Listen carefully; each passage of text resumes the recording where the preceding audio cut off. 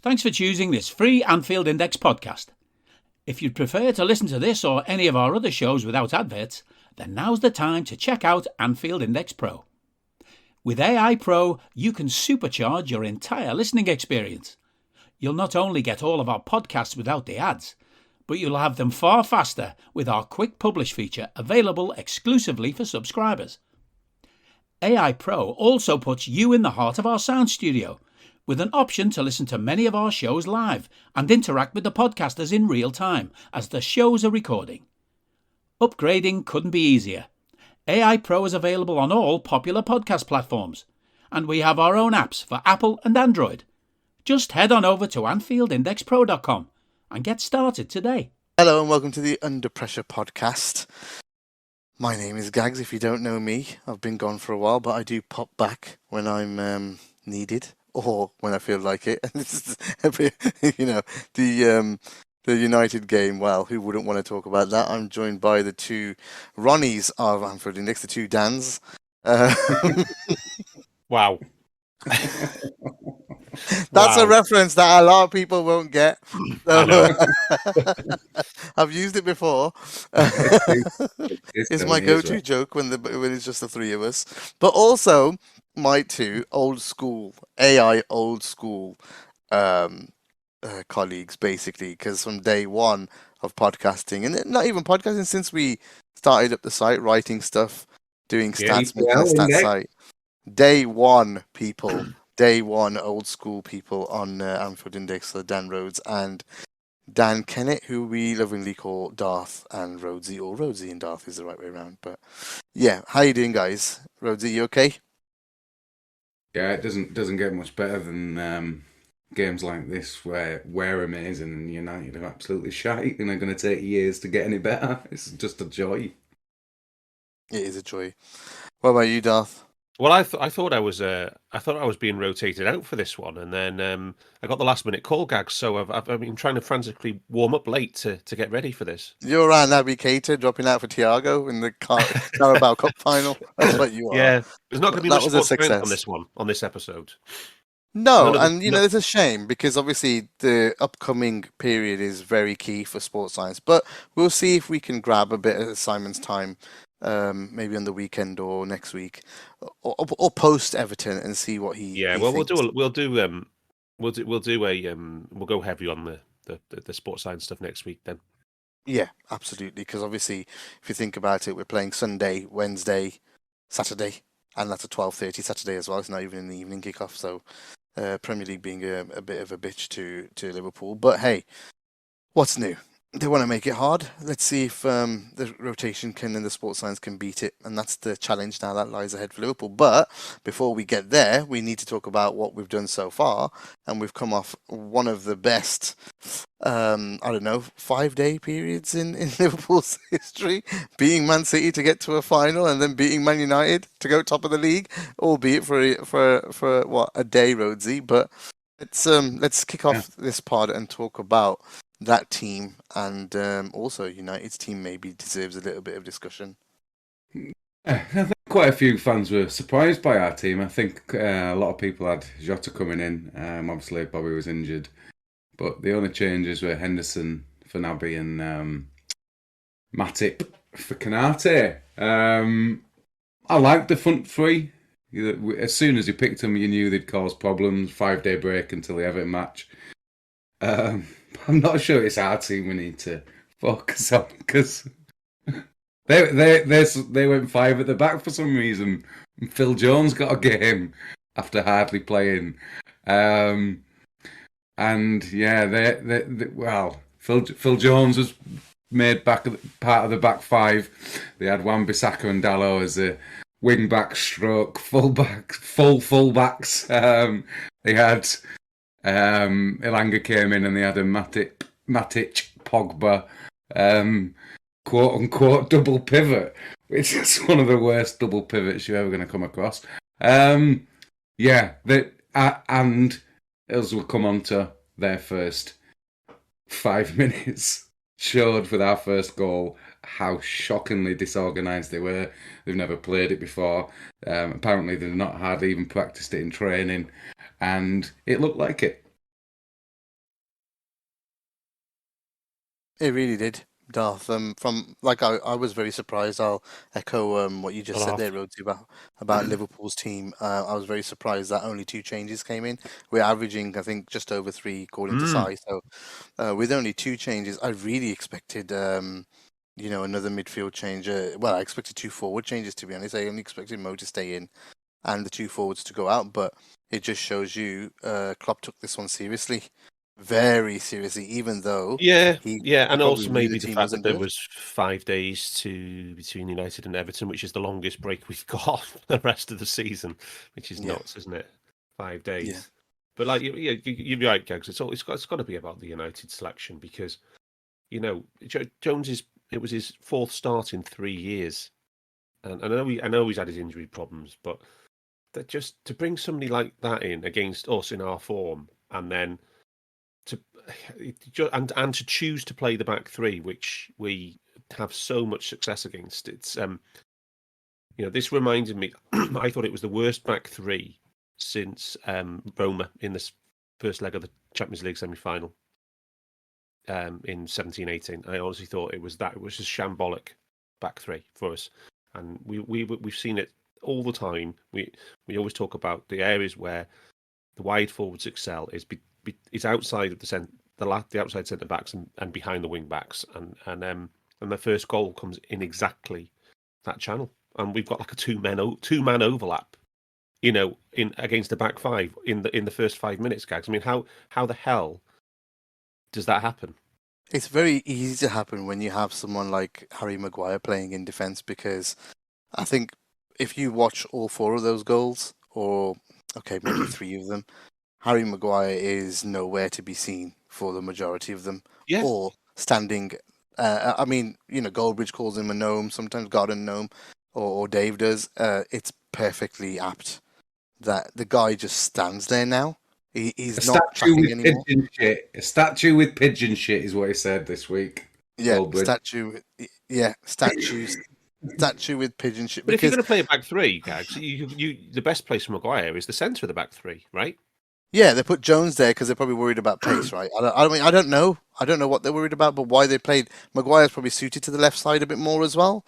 He just but needs as the much the protection problem as was he though. can. He just can't defend in open spaces, can he, The problem anymore? is though, it should have been Jones following Mane. It should always be Jones, the middle one, following the false 9 wherever he's moving. It shouldn't be the 2 on the side, because they're going to be covering for him, right? 1 can step out, 2 can stay. That would have been totally fine because Maguire would have gone across.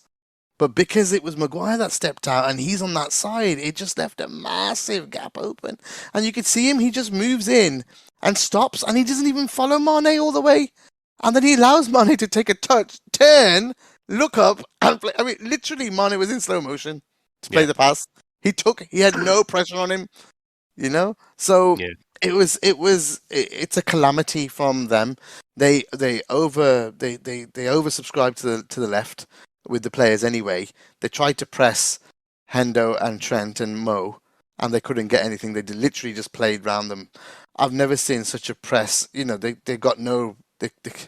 I mean, it's such poor pressing. Didn't they try this in the game at Old Trafford? Because I did their collection, didn't I? I did their pressing collection, and what I can't understand, because had they played 5 at the back and 2 holders and sat as deep as possible and tried to release the 3 in front, trying to hit us on the break with some direct passing, I could get it. Try and restrict our space. But within 5 minutes, they're pressing our players on the halfway line, and 2 of them have got one way, and 2 of them. I mean, fucking hell. I thought Solskjaer's decision were bad, but Ranieri's here is another level. Yeah, I don't. He's brutal.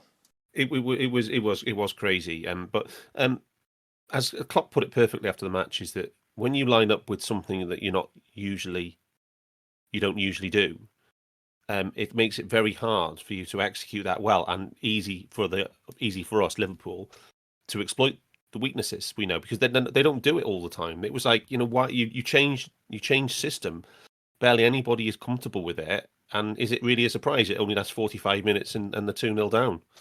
It's just a crazy decision, and it just highlight the deep-rooted problems they've got at that club. Yeah, it does. You know what? Before we go into the calamity that is United more, because that's where the focus will be, guys, at the end of the day. Let's just do a match summary of our own stats, Rhodesy. Yeah, we'll do both because it's always good to laugh at them. Obviously, 14 shots to 2. We kind of took us foot off the gas second half, but non-penalty XG was 2.1 to 0.1. Models have got a bit of a variance. The lowest is StatsBomb for us at 1.7. The highest is Kayla at 2.4. It comes with the 4 big chances to nil. I think that's interesting because one of them is given to Salah for that occurred when Diaz scored but was offside and is kind of stretching. But if he gets a touch on it, that's an attempted shot, so you can see why. 35 penalty box touches to 9. I was having a look back, and I think the last time we had fewer than 10 penalty box touches was against Newcastle and Burnley, and 11 shots in the box to 1.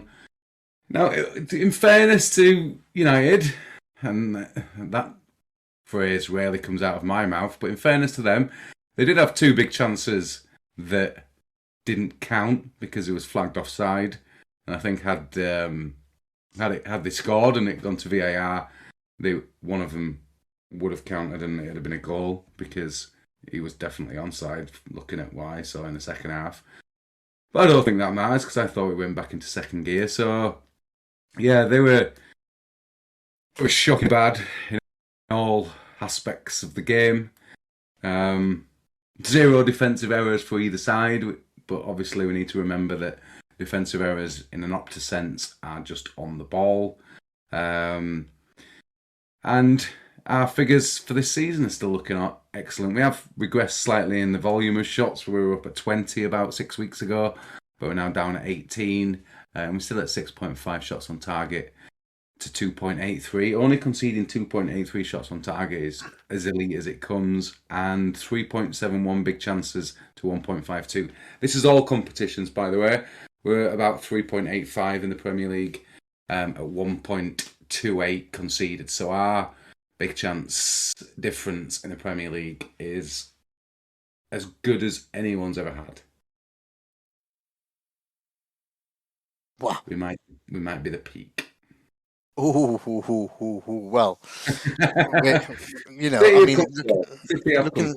looking at all those, what's the is it ELO? What's those ratings, guys? ELO, club ELO. ELO, yeah. So ELO, like we're like number 1 now. Are we number 1 now? Yes. So we're number 1 at ELO. 2047 is our rating at the moment. Man City's is 2037.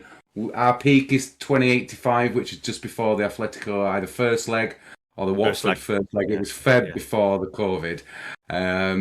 And we've gone above... to get to 2085 again, we'd need to win all our Premier League games and get to both finals? No, I'm not sure about that. I think if we beat Villarreal and Man City in the Champions League, I think that would be enough. If we beat Chelsea in the FA Cup, that would be enough.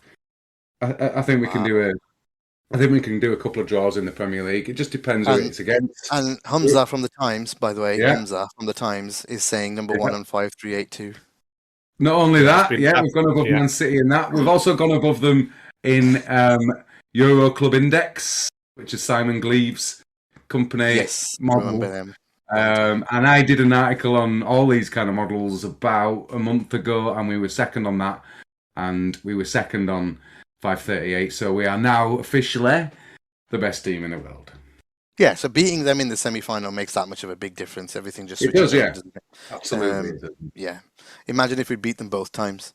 It would have been even better. But anyway, real dominance. But this is good enough. And let's. So, Darth, anything to react on what? Go on. Yeah, just on what Rhodesy said. I mean, I know it's a basic stat, but and we don't mention it very often. But in terms of a match summary, we had 72% possession against Man United.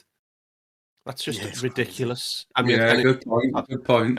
And in the first half, it was 75% possession. Like in the first half, they only completed 92 passes. Man United completed 92 passes. That is just disgraceful. It's absolutely. And they could have gone fourth if they'd won that game. So this was allegedly the fifth best team in the Premier League, and they had 94 completed passes in half. Yeah, shocking. They had no plan. The game plan was atrocious. I've never seen a big team play like that against us. Like there's, like even the Arsenal teams that we slaughter every time we play them. Yeah. In the last few years, like say since Klopp came, and we just beat Arsenal. Even they have never been this much of a walkover. Yeah, I mean, it's not lay a different. glove. No, not lay a glove. It's different with Arsenal, is that because they try to play, and they've tried to get a system, and they just try to do the build up, and they just get hammered by Gagan, repeated every time, isn't it? But this is different. United just couldn't play anything. They couldn't play football at any basic level. No. It was appalling. And I think I know it's an intangible, but one of the Sky crew made a good point, is that both of United's centre midfield pairings are leaving. They've already said they're leaving. I mean, how do you end up picking? Just play somebody who's going to be here then. Play McTominay was on the bench. They have to have other centre midfielders. Okay, Fred's injured, but for God's sake, I mean, why are you starting two fellas? Young kid, play another young holding midfielder who's got the attitude right, who's thinking ahead, who wants to impress. Yeah. So what's the point of actually playing people who said they're going to leave? They're no part of you. Your future. So it's a big bizarre, absolutely bizarre. I think we've seen similar tactics from United, and maybe not that low in terms of possession, but Mourinho's United were pretty deep, pretty low block, pretty try and restrict it. But at least they had a system that they've been training. They would counter. There was a clear plan to counter, right? There was a clear plan to counter and worry us, and they did worry us. They scored. It was 3-1 at Anfield, right? At the end of the day, you were still worried in that game before the game started because you didn't know what Mourinho would do or what some of the players could do in that game. In this one, I wouldn't even be worried if Ronaldo played. Like he doesn't, it doesn't worry me anymore. No. Like to be honest, a lot of people say, "Oh, we lost to Real." Ronaldo wasn't even anything to do with that game. That time in the final, in the Champions League back in the day. And since then, not been worried about him. He was rubbish then as well. Yeah. Karius lost us that game. It's plain and simple. That was it. So because of the head injury, but so even Ronaldo in this team, there would have been a joke. There would have been a complete joke. This is. I mean, for a big club that spent billions, this is a £1 billion, assembled squad, right? Yeah. The wage bill, Gags. The wage bill. It's a joke. Astronomical. I think they have 5 or 6 players higher paid than our highest paid player. It's just a joke. They're getting so little value from what they pay their players, and the recruitment is absolutely shambolic.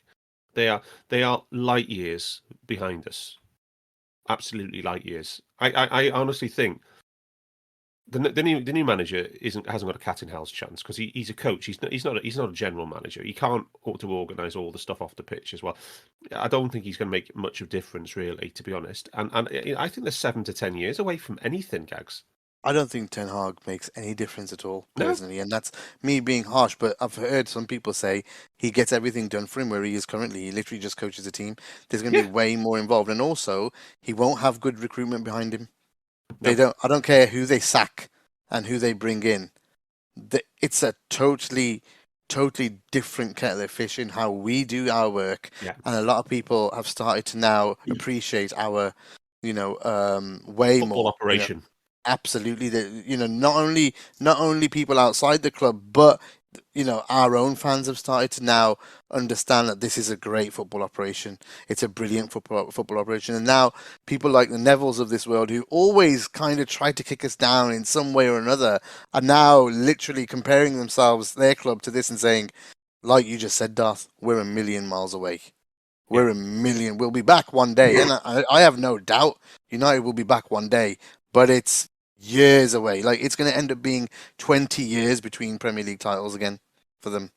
Like the first time, and 30 years. Whatever. They've got a chance just to be a little bit devil's advocate. If Ten Hag, if they listen to him, if they listen to what he wants to recruit, and if they take a shit season next year, where they get rid of everyone, and the only players that they bring in are those that suit the system that he wants to play. You're though assuming there that Ten Hag is a literal recruitment expert and knows what players. You don't just know like that. Klopp, just like Klopp. They should have they should be now, if Ranieri's got to do with it or whoever, they should be now have a system in place where they've got a committee like we've got, and they try and buy players that are suited to this. Because there's no point getting him if they're not going to play the way he wants to play. No, or by the players that he needs. So they should get rid of all the players in their team, like Wan-Bissaka, like Ronaldo, like Matic, like Pogba. Ronaldo's got 1 year left. Like De Gea, like Maguire, don't suit their system. So they should I get it. I'm not saying they can't because of the wages and the long contracts. One thing that's missing out of all of it is Klopp doesn't go and pick a player. Klopp is brought players to a table. Exactly. Yeah, and it's a recruitment team that's paying. They should have that. Yeah, but they won't. There's no. It's mental. So basically, if you think about it, they're going to be saying that you're talking about building. We have not just got a recruitment team. We've got a whole stats company. But we've got literally everything there. On Rival, who is it? Harry, we're talking to the guy who did that. I can't remember his name, but he was saying that they've now got a chief scout or director of football. Yeah, Jim Murtagh, and I've never heard anybody talk about him ever. No, I don't know anything. No, but he's someone that knows, and he was saying that his recruitment for the academy and the women's team has been excellent and has been suited around getting players to suit the system that those teams are wanting to play. I'm not saying he's going to get listened to by the Glazers or anyone above him. Yeah. I'm saying at least they're now, I don't want it to happen, but at least they're now on the process of it happening. I just don't see it happening because that's what I'm trying to argue with you. Sorry, Darth. Is that you need to have a whole function there to come and say, we understand how you want to play. One, these are the players that fit your model of what you want. Here you go. This is a short list. What do you think? This is how much they're going to cost. I just don't see them doing it. They're so dumb.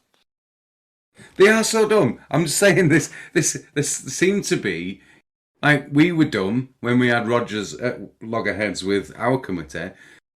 They seem to be now coming to a stage where they're at least realising it and trying to change. I don't even think they're at Rodgers versus committee stage yet. Maybe not. I don't even know that they're at Kamoli and Andy Carroll stage yet. I think they're in some kind of late 90s. I don't know. Tablets of stone, proper football men thing. It's just there's no sign of them. Nothing would make me happier, Dan. But I'm just trying to get I don't know, but just some of the information that was on Rival the other day seemed like they at least now realised that how bad they've been, how much money they've wasted, and how they need to get to anywhere near parity for value for what they're paying one players to transfer fees. We'll see. I mean, the only positive about Ten Hag is that I guess he plays 4-2-3-1, which is the kind of system that United end up having to play every single time, no matter what they try to do. So that's about the only positive I can think of with Ten Hag. But it's like NFI has just said in the chat, 804 right backs and choosing AWE. Yeah, it's a joy to watch. It's a joy to watch. But remember, the best thing about that 804 right backs was each of them was done by an old-fashioned written scouting report. Yeah. There was no data scouting at all to create a shortlist. It's just beautiful. Yeah, just fucking shambolic. They're an absolute disgrace. They're like the biggest, most bloated, the most frivolous, wasteful. They're just a disgrace. They're the worst run, top quote unquote top 6 team in the world. Yeah, of all the teams with any kind of level of revenue that could be expected to compete in. I think Barcelona runs them pretty close. Yeah, they do. Both of them have been shit shows, but at least now they're trying to, they still can't afford any transfer fees, but at least United have got the money to waste. Barcelona are now borrowing to sign players, aren't they? Yeah. You know how hilarious is it? You know what the funniest thing is though, watching, and we should get back to the stats, but watching Carragher put those videos up of Gary Neville being so, positive about Varane and Sancho and Ronaldo. I can't believe he thought, and I think it was only a few of us that was just like, mate, they're good players, but where they're going to fit in? They've got loads of forwards. They've got loads of attackers already. They were fine with their attack already, and now look, you've seen it just hasn't made any difference at all. It's not just Neville though, was it? If you have a look at, I don't know. Oh, everybody, all the BBC, everybody had been finishing ahead of us. Yeah, virtually maybe 5% had us in third ahead of them. I think there's a big job for us to call out at the end of the season pod where we go through every one of those people's names and literally call them out. Maybe an old school where all of us are on it. Scoreboard journalism, Gags. It's been going on for years. No, but that's what we have to call out, and we should send it out free, and we should put clips online and name them all and say, have a look at yourselves. You need to go and educate yourselves because you don't know what you're talking about. This is where fan media works. This is where fan media is number one because those people know about their team. Don't go to pundits that know nothing about Liverpool Football Club. If you're going to trust that, then there's no hope for you. You're literally not in the right place. Our fans trusted it, unfortunately. But that's the problem, right? And that's what we're here for. And that's why I'm saying we should plug those things. Anyway, let's get back to the game. Just before that, one final point on those preseason predictions, right? The thing that absolutely grinded my gears was half the pundits had Chelsea being champions, right? Now, it was obvious at the start of the year that low to mid 90s was going to be your benchmark for title winning points, like 93 points plus, right? Chelsea haven't had over 2 points again. I don't think they've had over 73 points since they last won the title 5 years ago, right? So how all these people were expecting Chelsea to add 20 points to their team, 20 points, 25 points even to win the league. I mean, Champions League factor down. No, but let me say something. I actually expected them to do well. Didn't expect them to do as well because you made the point on the preview show of this season preview show where you pointed this out then as well. Because you asked all of us, so you guys are all expecting them to make a 20-point gain. And when you asked it like that, we were like, okay, it's never been done before. No one actually does that. So it's always a very small, 5, 10 points, 5, 10 points, 5, 10, like you explained on the preview show. I remember it really clearly. So thanks, Gags. Yeah, and I actually thought that they would do well because I thought when Tommy came in, he actually got them in a really good, decent run of form last season. And the only time they actually dropped points in the league was around those semi-finals and around those big Champions League games, which will happen, when you're not in the race for a league title. You're only in it to win one, or you're only in one trophy. You're going to drop points where there's a big game, at stake. It's only when you get to a Man City or a Liverpool level where you're in both comps and you're going for it that you literally do not want to or try to drop points and you're focused. But they went the other way, and I looked at that form and I thought, shit, he's gone on a really good run from when he joined to the end of the year. So there's a chance that if he does. And with the player he added, and obviously nobody knew. Yeah, nobody knew that would be such a failure when he was doing so well. I called out the Lukaku signing and the Ronaldo signing on day one on Twitter. I said they're both fucking terrible. Well, we should all start listening to you a little bit more then, shouldn't we? But the point was. He did really well where he just was from Inter, right? And you thought with someone like Tommy, you thought that Tommy wanted him, right? Well, how did they win the Champions League? They played with Havertz at false nine. That was a brilliant system. It reminded me of us at our best when they were playing that system with Havertz. Should I be really honest to you? What I think this is? This is a Chelsea deal where Roman Abramovich is moving money around. And if people think that this doesn't happen, no. If people think that this doesn't happen at big clubs where there's owners like this, Man City, Chelsea, PSG. Grealish, you reckon Grealish is a happens. Yeah, it happens all the time. Where I mean, Lukaku going back for 100 million. It's a joke. They probably kept 50 of it, and he took 40 back from a back way or pocket or something. I don't know, from someone else. It's just a joke. Absolute money laundering joke. That's what it is. All of it. So it just makes no sense. The only thing that makes sense to me is that he was never worth 100 million. Never ever in a million years. It's got money laundering written all over it, and that's what happens with these big clubs, and that's why we would never be in for one of those. When you're talking about the Allisons, and yeah, exactly, Darth in there. When you're talking about the Allisons, it's sports washing. That's all it is, like you said. Well, and at least now the thing is now everything's changed with Russia. Yeah, and they can't make that off anymore. And Chelsea are going to be a very different team in 5 years. Yeah, it's going to be a millstone on them for years, that contract and that deal. Because now they can't play Havertz and they can't play Lukaku. It's impossible to play both players in the same team. He's going to go on loan, mate. Don't you know? Chelsea way. That is the way. The Chelsea way. Yeah. Anyway, we've spent a lot of time. 10 million after tax.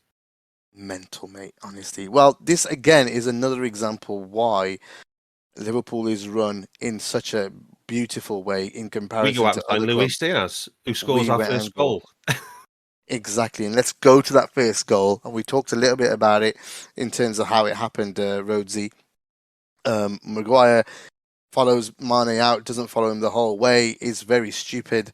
But at the same time, there's literally no left winger, left back or left wing back on their side, keeping an eye on both of their players. It's not just Maguire.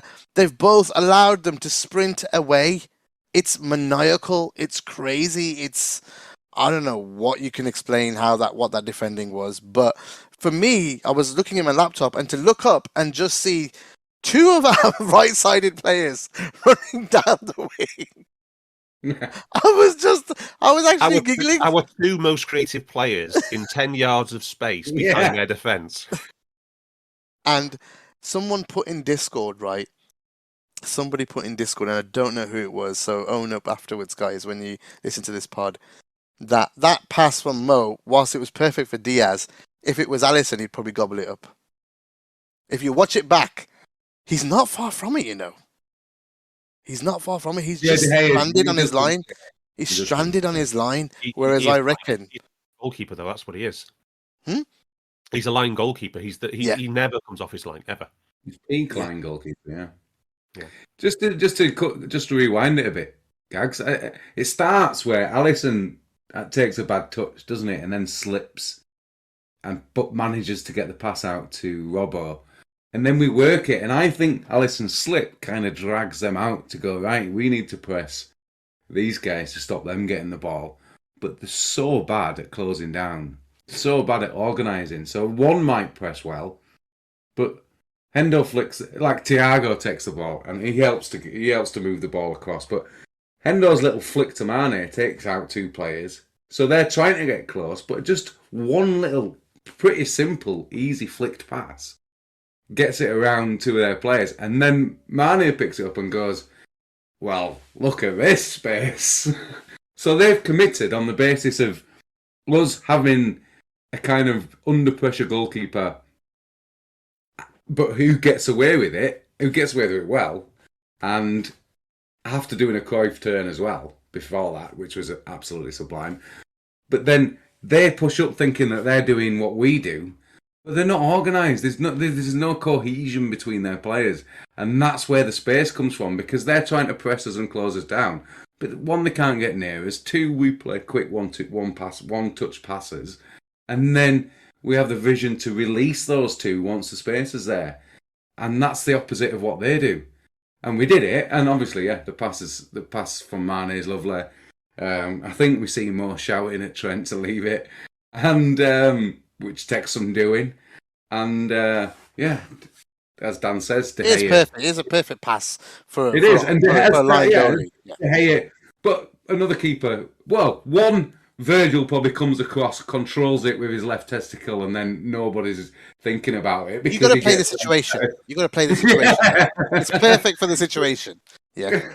But against this lot, one who have no pace or positional sense when they're running backwards. They're good in the deep block, but absolutely no positional sense or recovery pace when they're running backwards. All of them. What can they do? They're being asked to do a system that completely goes against their attributes as footballers. But It's not only that. amazing. Not when the ball's played across. It's not exactly really fast. No. De Gea can come out and block the angle. For But for you Diaz. can't suddenly do what you're not used to doing. Yeah, that's the thing. Well, I think Alisson comes out. And we buy players that are suited to do what the manager wants them to do. It's so simple. It's not so simple because it obviously takes a lot of planning, and it obviously takes a lot of training, and it obviously takes a lot of coaching. But still, if you've got a keeper that stays on the line, if you've got line defences, you ask them to press high, and then expect them to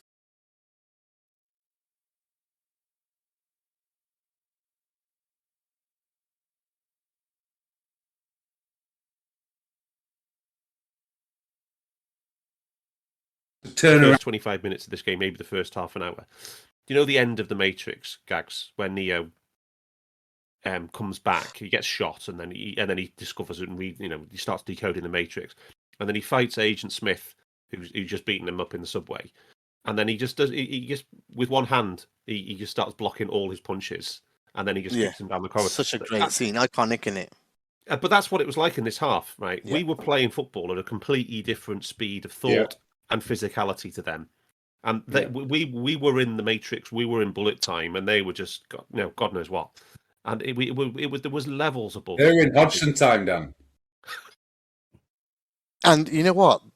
I said this on Twitter, and I don't know if you guys saw it, but I said you might as well have replaced Man United players with cones, because they're literally cones. Because they're training, they were literally training cones. Because if you look at some of the passing where Gary Neville and Carragher were getting off their seats, you could hear them scream because there was like feints going on, and Diaz was doing a triangle with Robbo, and then with Thiago, and then he gets out, he dummies one, and he goes through to Thiago, or feigns it, and then moves across, and Thiago passes it to him, and it's just like, they were like, it's just, but it was all really simple stuff. They were losing their minds. I was like, I watch this on Inside Training every week. You know what I mean? I was like, I watch this on Inside Training every week. It doesn't seem anything new to me. The reason why Gary Neville's losing his mind is because he never sees it. Yeah, exactly. And not only that, it shows you the level of football in the Premier League is shite. It's shite overall. No one wants to play good football, passing football, keep the ball football. When you have a player like Thiago in, and I would like some stats on Thiago from this game as well, guys, if we can. Yeah. But the guy just ruled this game, and I know the opposition was shit, but this is how you dictate a football match. This is how you take over, and he was doing this against everyone last year at this point of the season when he came back. And remember when he came back with Fab, and every game we talked about it on the pod, and we were like, Jesus Christ, Thiago dominated. Thiago dominated. Trend. We were talking about the presses leading to shots. All that was a massive trend at that. Big change. Big change. As soon as Klopp accepted just having Nat and Reece in defence, and then just let's play the best lads in midfield. Yeah, and obviously Nat and Reece. Everybody still has Twitter posts about Nat and Reece. Thanks to these two, we're now in the Champions League and we're going to the semi-final. No, thanks to Thiago and Fab getting together in midfield. We finally. Well, I think the point is that they even with two average players, that we could still have a solid enough base. Just to allow, what does that tell you? It's more important to have the best players in their best positions, and we learned that lesson last season. Absolutely, and Thiago being in midfield with Fabinho next to him is the key to drive this team, to allow the front three or whoever in that position are in those front three to do their blooming, and allow the fullbacks to do their jobs. Yeah, that's what allows those five players to do their jobs. And people are still talking about Thiago as if he's the same player who played as the sixth when we lost 6 games at Anfield in a row in January and February last season. They're still talking about if he's the same player. It's not. No, it's not. Anyway, And that's before we talk about Thiago, right, Gags, Mm. and that we should do the second goal, but there was a press leading to a shot before the second goal, VVD on Lingard, and it led to a Mane shot, and about 10% chance from the edge of the box. But yes, that it got was blocked. Yeah. yeah. But then it was all about that second goal. Oh. Everyone touched the ball apart from VVD, I think. Apart from Van Dijk, yeah, 25 pass move. Beautiful. And they literally went from one side to the other, didn't they? And then went down that side and back. And they were It literally went talking back about to front as well, didn't they? yeah, they did. Beautiful. And obviously Matip being involved is key here Yeah. because there's a couple of 1-2s in there, which is really nice. And it's nice to see him involved again so high up the pitch, and it just shows that Yeah, big time. there's a different element to having Ibu in the team, and there's a different element to having Matip in the team. So when you want to play football, you can bring Matip in, but if you want someone with brute force who can make a difference in either penalty area, then Ibu's a good shout, you know. And it's so nice to have that horses for courses. Remember we talked about you again in one of your lines, horses for courses, right? Yeah. We now have a squad where we can pick and choose who we want for the right team, the right time. Perfect. Best tool to do the best tool for the best job. Yeah. Yeah. And Matip was perfect for this game because they needed someone who's going to link up, make an extra man in that attacking half, and get attention, give space. And what happens? Sadio gets all the time space in the world. He didn't need time because it's a first time pass, and that is a gorgeous. Can we talk about how well Sadio is doing in this role? You know, like that is creativity of the highest level. It doesn't even take a look, dude. He just knows telepathically that Mo's going. I know my mate's going there. And both of them have been way more affectionate to each other as well. I've noticed they're in love.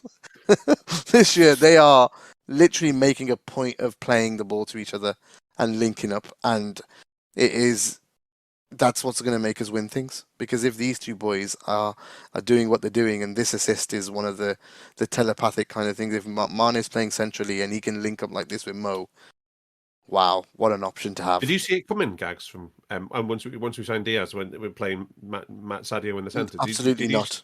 Absolutely not. I thought he would use him there to give to rotate, because Mane can do it. He has done it, but he's not been as good as this.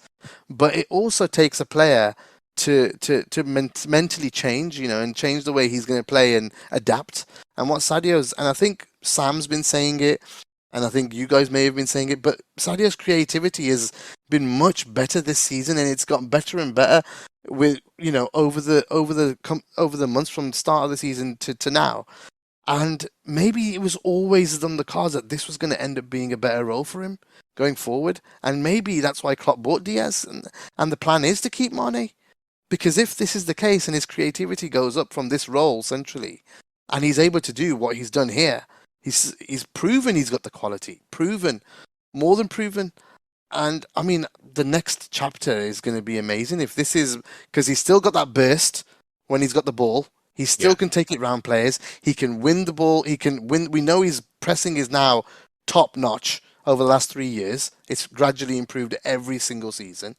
We know that he can burst past the player, can dribble past the player. When he's on it, his touch is superb. As we saw, his creativity is getting there.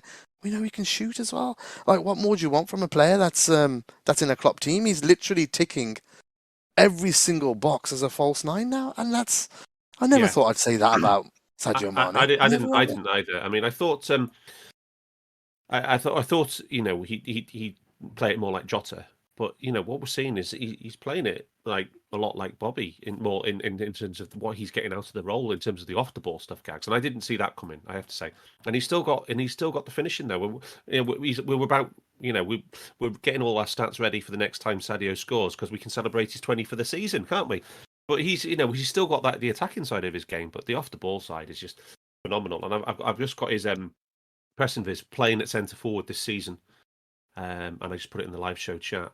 So he's averaging 32 presses per 90 possession adjusted, and 6.8 possession wins per 90 minutes. Gags, that's really high.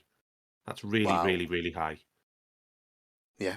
Interestingly, on this goal, Dan, there was 26 passes before the finish, or 25 passes before the finish. Henderson touched it 4 times. Henderson had 4 passes in there. Salah 3, Diaz 2, Trent 3, Fabinho 3. It was a complete team goal, working from back to front, from right to left, and then you had the end bit, which just takes United's formation out of the equation. But all of that is then required for Mane to play one of the best passes he will ever play. Mo, in his interview afterwards, said he wasn't quite expecting it. Well, he showed quite the touch for someone that wasn't expecting it. Not only that, but he just places it in the bottom corner and then gets destroyed by Phil Jones. But if you see Mo, I don't think players, they don't, in their head, they don't expect anything, but it's a reaction. It's reactionary. Mo was already moving into that position. If you notice, inside, is it Dallo? Was it Dallo there? It was inside him, and all of a sudden, Mo just puts the afterburners on as soon as he sees what he's doing, and it's done. It's all reactionary because at that point, it's less expectation, more reaction anyway. Always. Yep. And what did I always say? Perfection in anticipation. Yeah, you did. That was perfection in anticipation from both. It has to be a two-way thing. Mane knew his mate was going to go for it. Mo had a feeling something could happen here, and he was there. And it's so beautiful to see that happen, and allow me to use the phrase again. All those years on. Copyrighted phrase, that, Gags, and absolutely true. The execution of the pass as well, though, mate. Mate, you just back to goal, and twisting, and playing it with that spin, and it bouncing right in front of him. It's got to be one of the passes of the season. It's got to be. It's got to. I mean, we lauded Trent last year or early this season when he played one. I think it was was it against Burnley? To Sadio.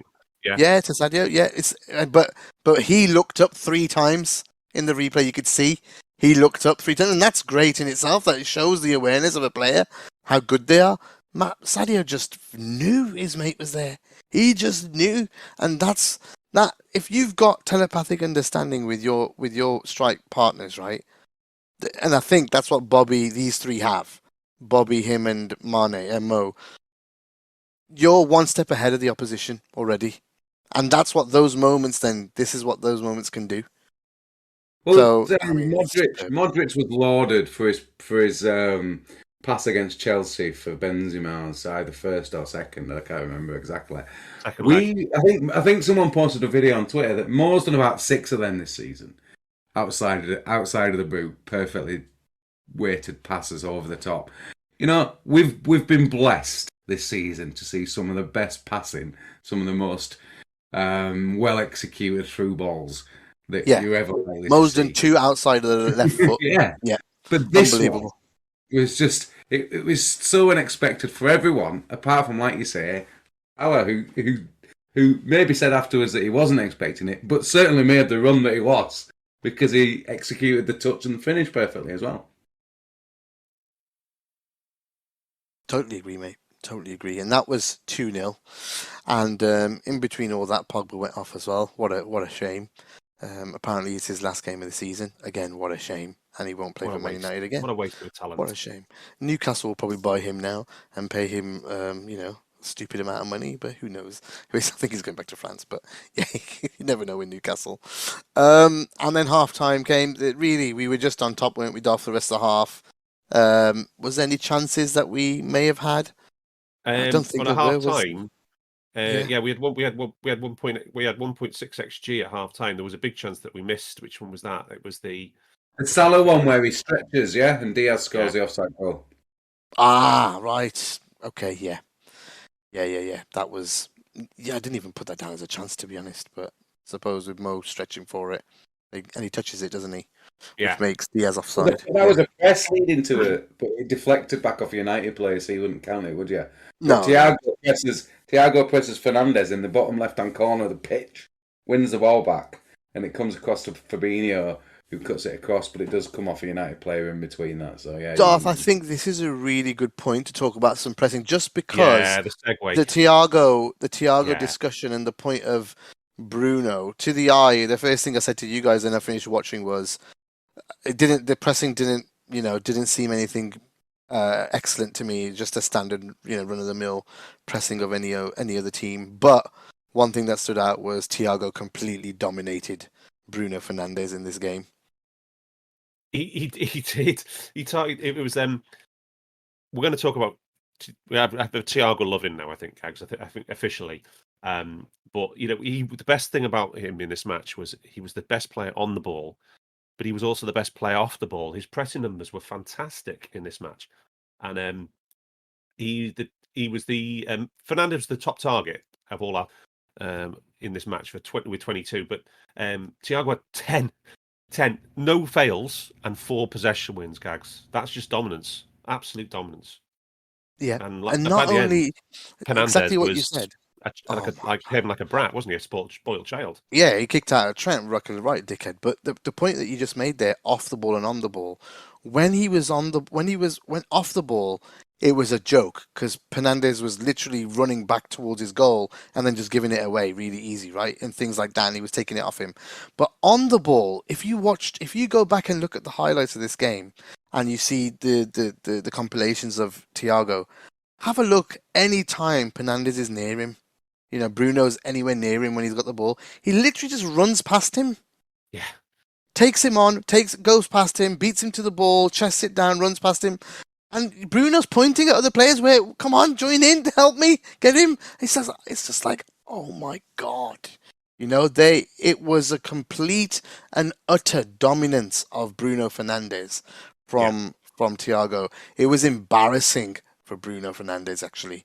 That's how bad it was. And it was beautiful to watch from our point of view because that boy has been lauded, and maybe rightfully so for some seasons.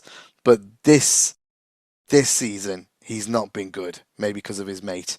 And this was the nice, little bit nail in the coffin for him. I mean, maybe they perfected COVID ball playing in empty stadiums, didn't they? To be honest, we always talked about what would happen. What would happen when crowds come back? Would they accept? Would United's fans accept playing on the counter attack the whole match? And Fernandes hasn't been anywhere near the same level of player. But No. yeah, Thiago, where he was put his press map in there as well because he was top presser. Four presses leading to counter-attack situations. We had 10 as a team in this match, which is really high. Gags.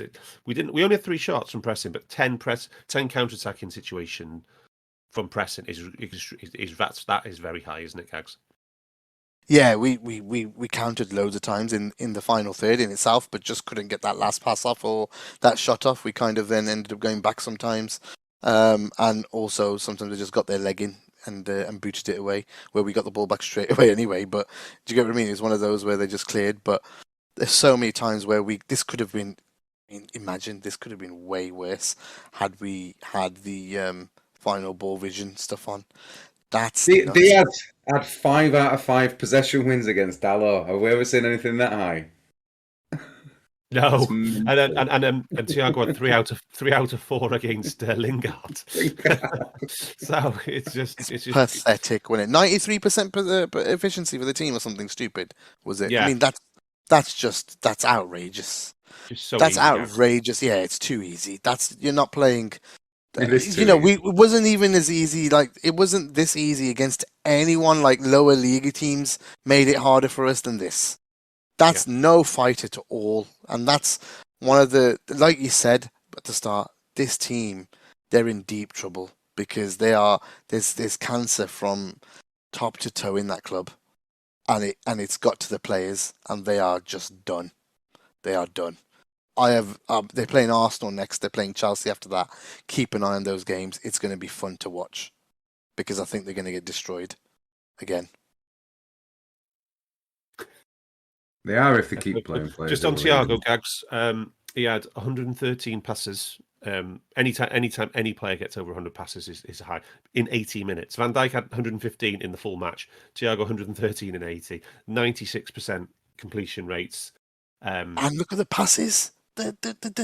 How Yeah. many? If there was what was that thingy that we call it? Packing.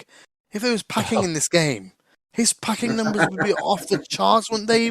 He was cutting up 7-8 players each pass through the lines, through like an eye of a needle passes. It's like, just to show this is unreal. Like, you still have to be great to get through those angles, right? Like, I know it was easy, but some of the passing on display from Thiago in this game it's world class. It's everything we dreamt of. It isn't easy. It isn't easy. He makes it look easy. Yeah, it's everything we dreamed of, Rhodesy. Everything when we were getting excited about him joining Liverpool. The last, if you didn't prove it in that run-in last year, because this now run-in is so heightened in terms of, everybody's focus is so heightened on it, and because we're doing so well, Thiago is now heightened. The view of him, or the perception of him, but this is literally the same Thiago. He was doing this last season at the end of the season, but people were like, "Nah, he's made of glass." This is what my friends were saying to me. He's been doing this whenever he's played. I'm not having. It's just like aggressive analysis. It's people using hindsight and going, "Yeah." How many arguments I had last year? He's always been this good in terms of his passing. He's not been on this level because we haven't. But he's been playing in teams with midfielders at centre back. He's been playing injured. He's been playing coming back from COVID. There's lots of factors that have affected it. But the confidence level now is there, right? He has been as good. He's so good. Honestly, he's not.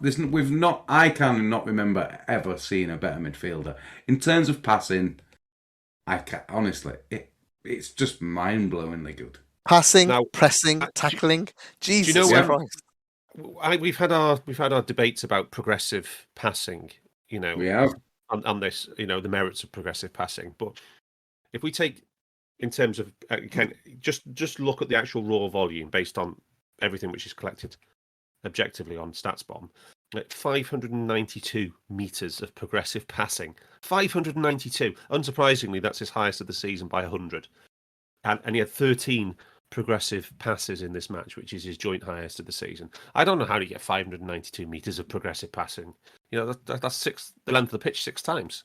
That's fucking nuts. Interestingly, Dan, if you adjust it for per 90, and we kind of include Elliot, who's had 3 90s, we've got 6 of the top 10. Have we? Yeah, Thiago's the top. Thiago's the top with 9.9. There were 4 above him, but they haven't played even 190. But we've got 6 of the top 10. If you want to include that stat, we've got certain criticisms of that data point, haven't we, Dan? But it does seem to paint a picture. It does, and he is the epitome of progressive passing. To be fair, he is. So, and I don't think you can have a problem with progressive passing. If you say, well, that's what a progressive pass is, because I can see that. That every time you watched him trying to do it, you could say, that's a progressive pass. I can see that. But it's the other applications of it which I'm, not so hot on, to be honest. But anyway, that's for another day. But yeah, it is. His influence, though, Darth Thiago's on the team. Phenomenal. It improves everybody. It improves everybody. The whole team is buzzing. They've called him the conductor now. He's literally, there's a nickname going round that Thiago's the conductor. There's memes now going around as well of him being in a conductor suit, with a choir or whatever orchestra in front of him, and he's that from our point of view, that's the perfect analogy, isn't it? Really, he is conducting everything right now for us. Most chances created as well in this game. Most chances created. He had his most dribbles he's had in the match this season. He had his most carries of the season, and most total distance 381 meters from carries, which is his highest of the season as well. So everything, he was just it all came right in this game. And then we just talked about his work off the ball. He had the most presses in the team.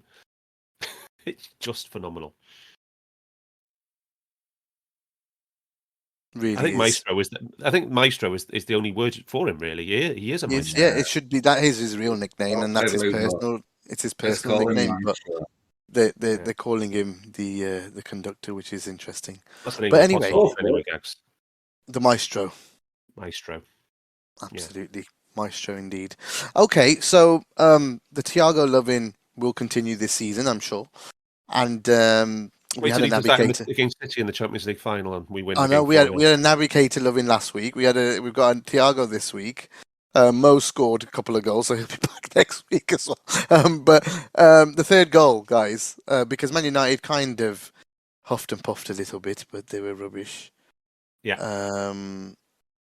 But yeah, and then it was like, oh, we're going to start playing again now. And Robbo wins. Robbo, brilliant press from Robbo Gags on that. Who was it on? I should know this. It was was it the kid, or was that the last one? Hannibal was the last one, was it? Or was it Dello? Was it Elanga, no? Oh, it might have been Elanga. It was Elanga. You're right. Yeah, it was in our own half. Elanga, he nicks in, takes it off Elanga, runs forward. Yeah, that's right. Yeah. So it's a shit telegraphed pass. It is. To Diaz.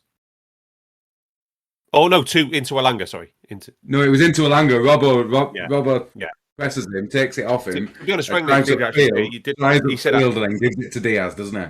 He said after the match, he said you can't. We specifically said before the game, don't make this type of pass against Liverpool.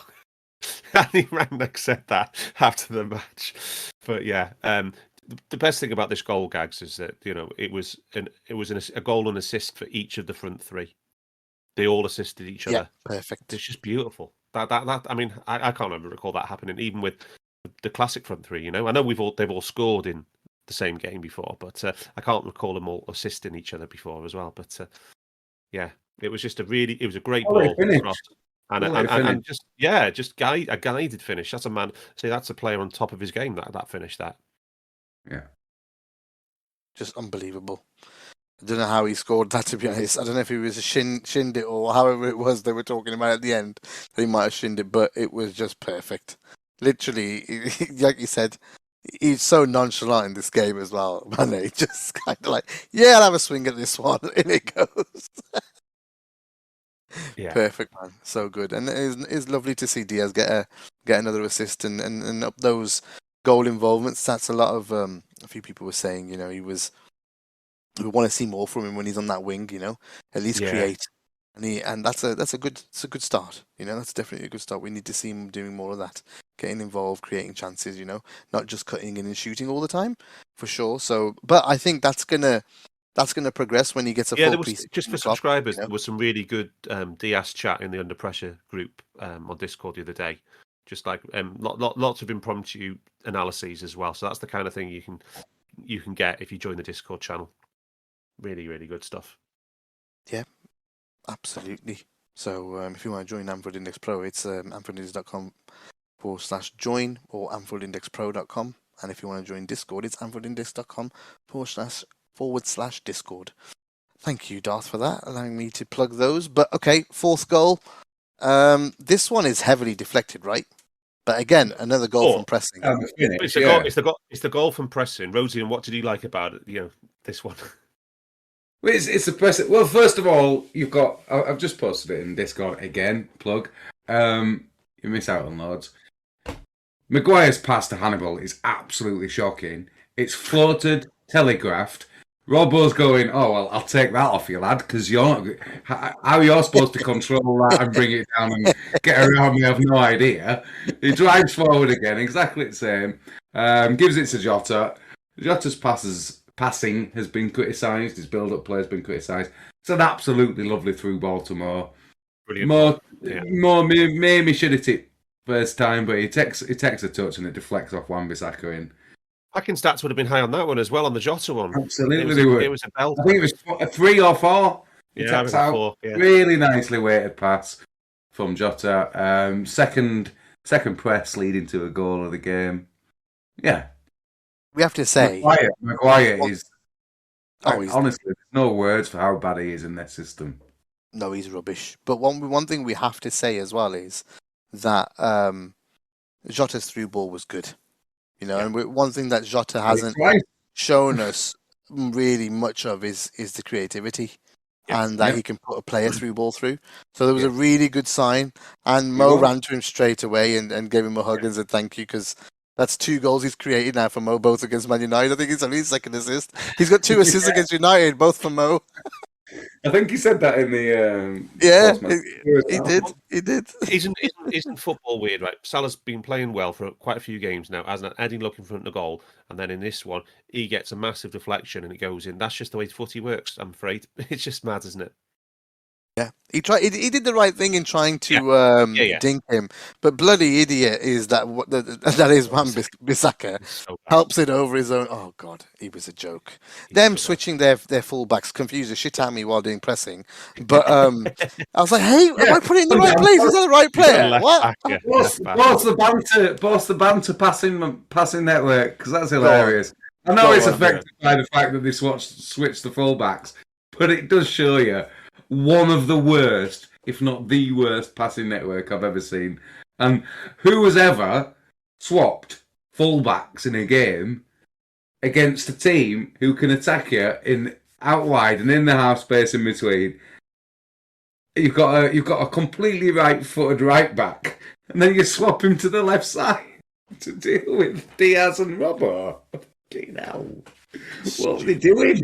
Oh, I mean, there's a number of things about this Man United passing. It is a banter bit.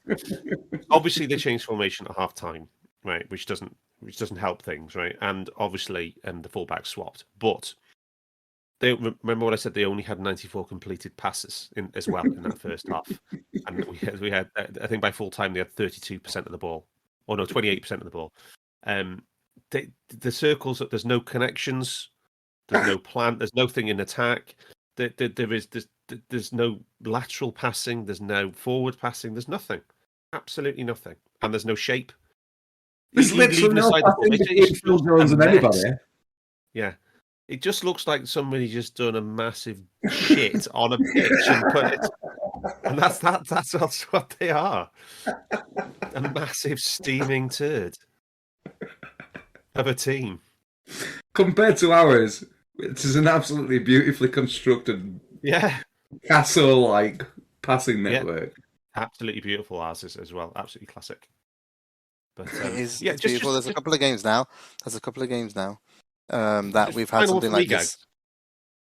Just on the Jota one, and I think what the nice reminder was that it we've been seeing it with Diaz since January. It's absolutely a seamless transition. We saw it with Jota from last summer. He comes into the team and he just looks like he's been playing for us for a season when he starts playing.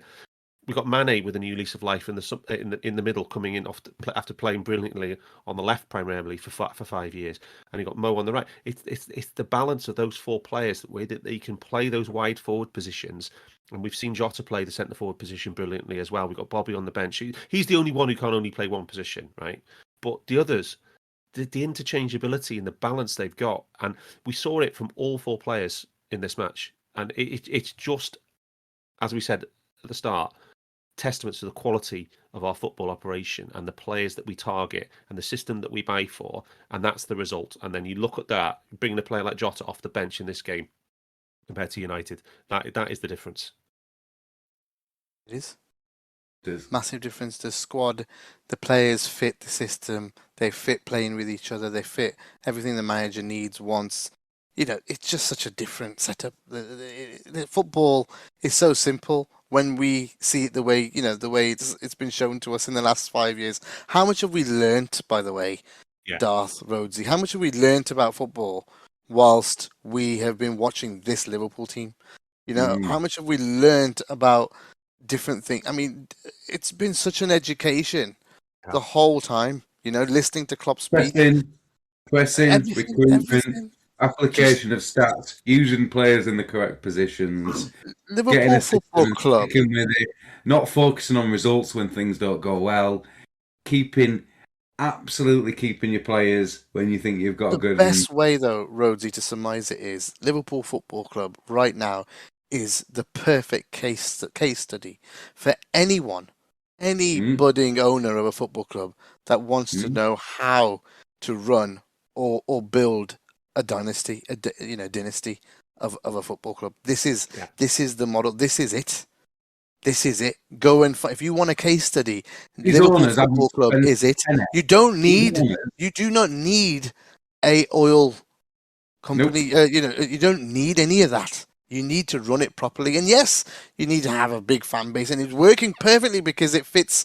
It fits here most, and it's perfect for Liverpool. The perfect storm at Liverpool because of the fan base, the history, the legends they Yeah. have beforehand. All of it fits. All of it has Learning a part from your to play. mistakes is the key factor. Learning from the mistakes. Admitting when you're wrong, Absolutely. which is what they've done.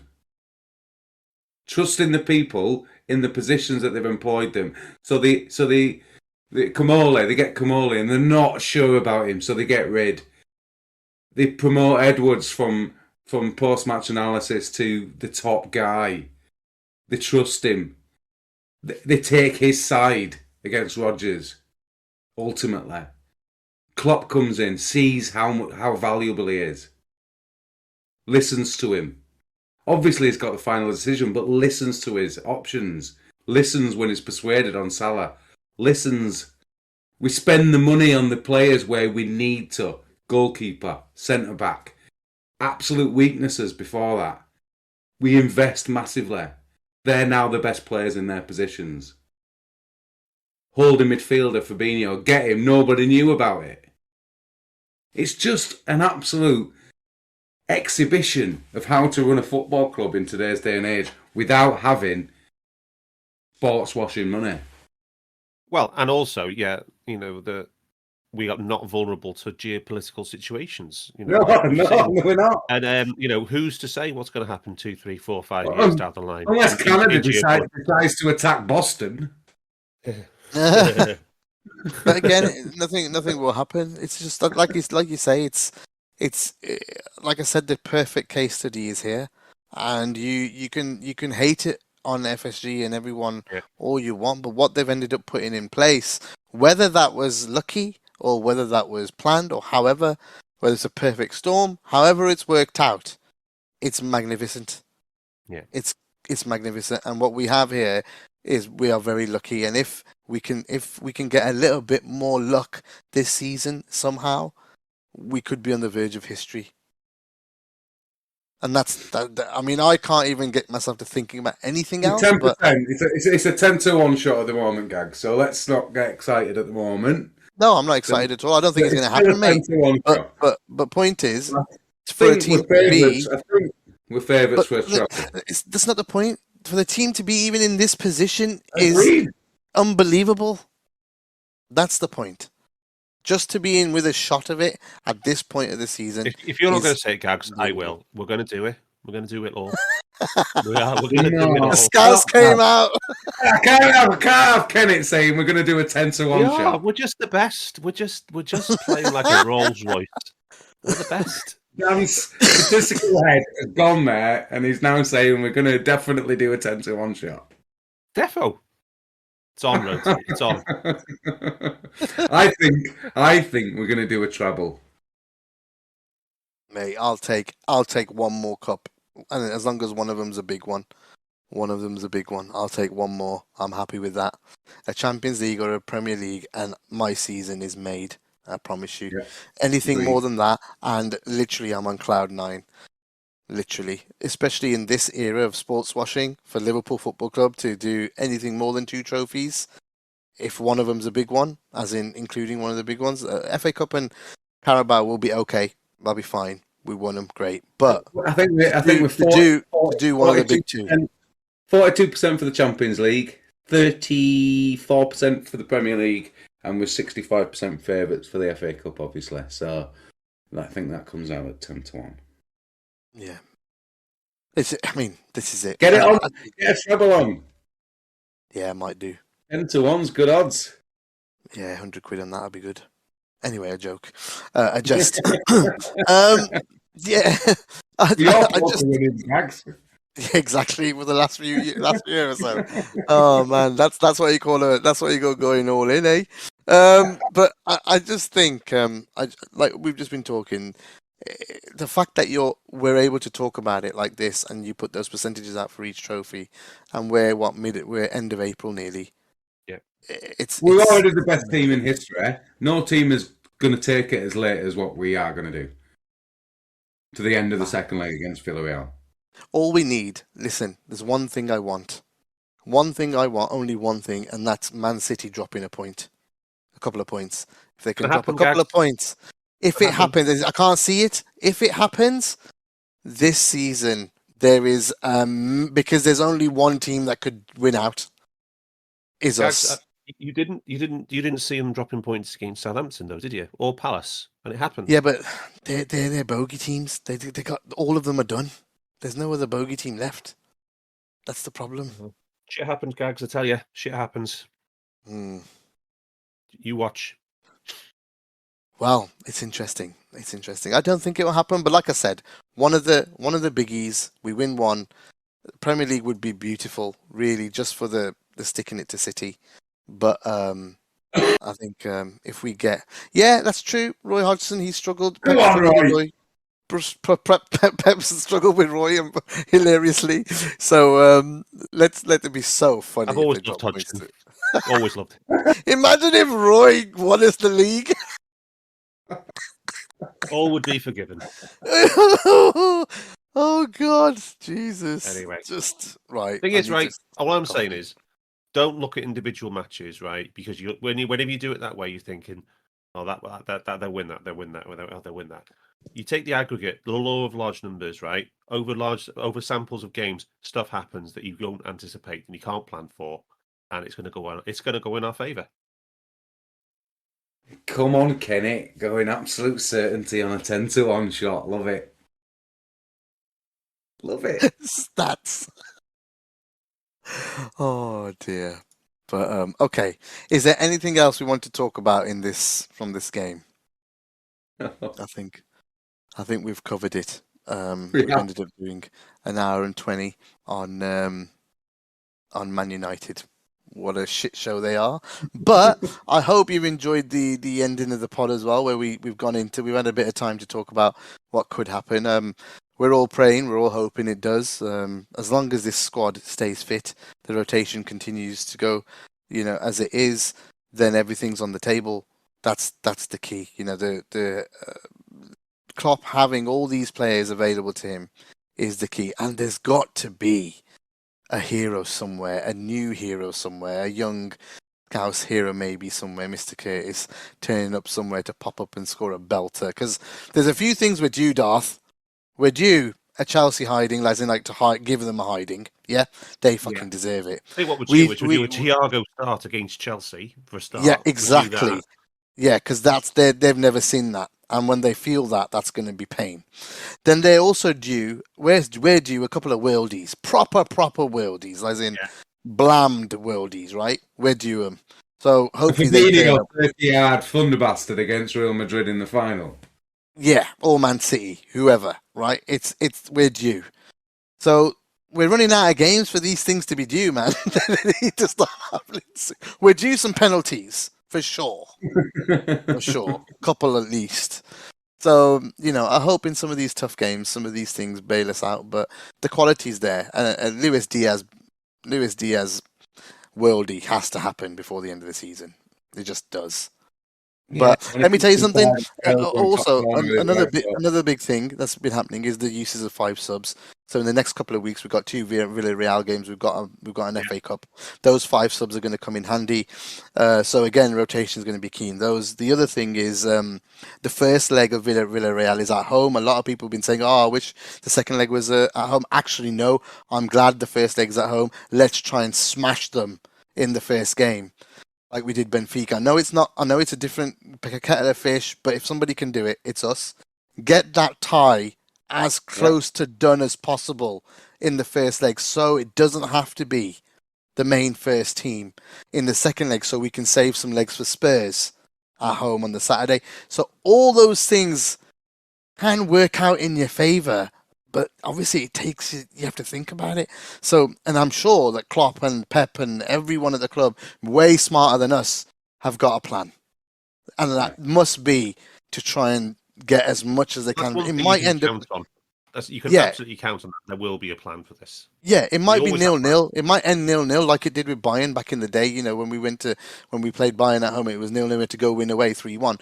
It might be that we might have to do that again. But I'll tell you something for nothing. They will try and finish that game, that tie, at home, like they did with Roma, like they did with Man City. They will try and. Those were first legs at home. There's evidence for it. There's previous for it.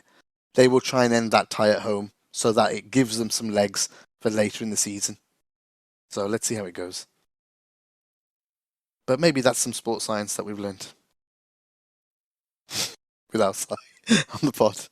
But yeah, okay. I think anything else, Rhodesy, Darth?